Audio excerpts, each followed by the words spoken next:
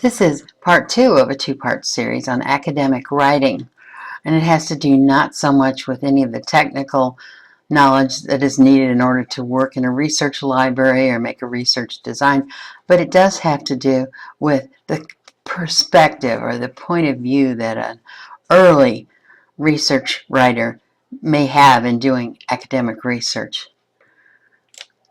It's important to think about what you're trying to accomplish when you do academic research.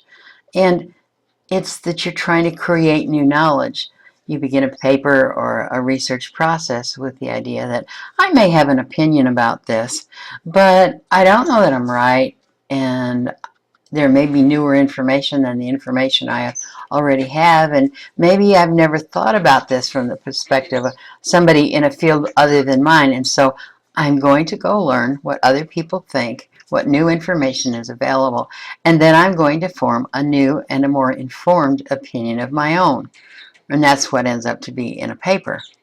So I have this little acronym called FPAS, which helps me to remember the steps in the process. And I'm going to explain. The F in FPAS is for flyover, as in an airplane that goes high up to get an overview of everything that's in a given terrain. And you can do a flyover with Wikipedia. It's not a highly credible source to use in your essay because anybody can contribute and change a Wikipedia article. But conducting an initial flyover of the topic with Wikipedia can give a writer a general idea of the terrain he will encounter when researching his new topic. And within a Wikipedia article, there are links, and then at the end a bibliography, and those may lead the writer to useful additional sources or points of view. For example, a Wikipedia search about involuntary hospitalization reveals in its notes section a credible source article, Protecting Children Against Unnecessary Institutionalization, and it's published in the South Texas Law Review. Well, the South Texas Law Review is a very highly esteemed source, so you would get a lot of credible information from there. And as a result of that, if you use that, the writer might narrow his focus to involuntary hospitalization of children, or involuntary hospitalization laws in the South as opposed to the northern state. That's the kind of flyover that I'm talking about. It just sort of gets you immersed a little bit in what you're about to write about. And then the acronym PASS helps remember the next 4 steps before you actually begin drafting anything. The P in FPAS stands for prospect, as in what a minor does. Before you begin reading anything, you should prospect for available material on the topic. You want to know what's out there to see whether you'll have enough information to do what you want to do. So a couple of ways of prospecting is to do an initial Google search and just see what comes up.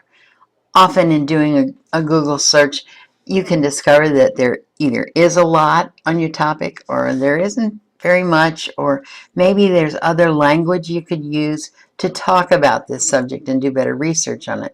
So an initial Google search is a good idea. You don't immerse yourself in reading anything at that point. You're just discovering like the scope of what's available. And then after that, you can look at a more academic search, and that's at a search engine called scholar.google.com. And scholar.google.com does not turn up things that would appear in popular literature or in blogs or just in general websites that somebody put up for whatever reason. It reports articles and books that come up in searching academic materials. And a scholar's Google search is very useful because when you get there and there's a listing of an article, you can see at the bottom of the listing how many times it has been cited in other people's writing. Why is that important? Well, you can tell that one article may have been cited a dozen times and the next one may have been cited 325 times. That tells you that 325 times other people writing about this subject found that author's information worthwhile and relevant. So it's a good way of both screening in and screening out possible sources that can be found through Google.search. And then, of course, the last thing to do when you're prospecting is to go to the college library to search. And Pikes Peak has both a physical library located on campus and also online access to that library at ppcc.edu/library. It's a good way to get started in looking at the materials that are available at an academic level. Now, you can't find the kinds of periodicals and publications in your county library or at the bookstore or on the newsstands that you can find in a college library. The periodicals that are in a college library are very expensive to subscribe to. You couldn't afford. But because many students pay tuition, a part of the tuition costs go to funding the college library, where these expensive subscriptions can actually be purchased for your use. So it's a really useful thing to have to find higher quality and more academic and more reliable information. You should go to the college library to search. And you should not be embarrassed if you're having difficulties at first finding your way into the material in a college library. There are at the libraries people called reference librarians whose whole job it is to direct students to the kinds of journal articles and databases that are related to that student's topic. They pride themselves on knowing the scope of the material that's there in the library and how to find ones that are related to your needs. That's their job. They're professionals and they take pride in what they do. So approach a reference librarian, at least in the very beginning, to sort of get a little key into the stuff that you will want to read or check out if you're going to the library actually. Now, if sources appear quickly for you, and a bunch of them, then all you do is make a note of the various sources and then look for more. And you do that because if you just start reading in depth the things that you read first, you will run out of time until you've had a chance to scout all of the perspectives and all of the materials that you might want to read in preparing for your paper. That's a way of assuring that you do some broad reading in the process. So broad meaning has to do with the range of different perspectives that you can find to read on a given topic. For example, if we were writing about involuntary hospitalization, it might be important for us to read a range of things. Some things written that are first-hand accounts of what it's like to be involuntarily hospitalized, written by people who've been there. Then also to read things written by psychiatrists who do practice involuntary hospitalizations when it's necessary for their patients, and perhaps from other psychiatrists who are opposed to involuntary hospitalizations, or maybe mental health activist organizations who may have an opinion on whether that practice should ever continue. That would be giving you almost like a flyover again of the perspectives that are offered on the topic. So that's the idea of broad reading and how it fits into your plan. You want to become well-versed in points of view as well-versed in factual information. The A in FPAS stands for assemble. And this is assemble and literally in a physical sense. Now the writer assembles or collects in a folder all the material he intends to read or view. And that folder may be a manila folder sitting on a desktop, or it may be a hard drive folder of things that you have downloaded. And most often it's likely to be a combination of those two things. You collect what you're going to read. And it's only at this point that you begin to read closely and thoroughly the material that you've assembled. As you go through and read each piece, you want to mark up or annotate or comment on the material that you've read so that When you want to find it later on for your essay, you can find it in that document easily. Some writers use highlighters or post-it notes on print materials while they study, while others download files and then mark them up with electronic highlighters and notes. There's a free downloadable program called Nitro Reader that allows a reader to mark up any PDF file as it's read. You can highlight lines and you can put little electronic post-it notes off to the side where you could comment to yourself. Things like, this guy makes good sense, I never thought of it this way, or refer here for section 3 on my paper if you want to. It's a useful tool. It's not required, but a lot of people find it helpful. You may remember some of Cohen's active reading tips. A student stays active by having a running dialogue with the author of the material as he reads. He reads consciously, keeping his purpose in mind. He's likely not at that point just reading for comprehension, but more to examine the validity of the author's thought processes, or it may be to compare the author's opinions with that of other authors. Cohen reminds you to read critically. A critical reader continually asks himself whether he agrees with the author's argument and why. He asks himself, what makes this person qualified to offer opinions on this source? And he mentally debates with the author as he reads. And finally, Cohen suggests read with a pencil or a computer at hand, as we just discussed. Note-taking, summarizing, commenting, and prioritizing all assure your critical engagement in what you're reading. You can't fall asleep when you're having a dialogue with the author. At this point, you have read a lot of material, and it's sort of spread out before you, and you have to think about it somehow. And I find the S of stack and sort is a good way of manipulating the ideas without having to do a lot of random writing along the way.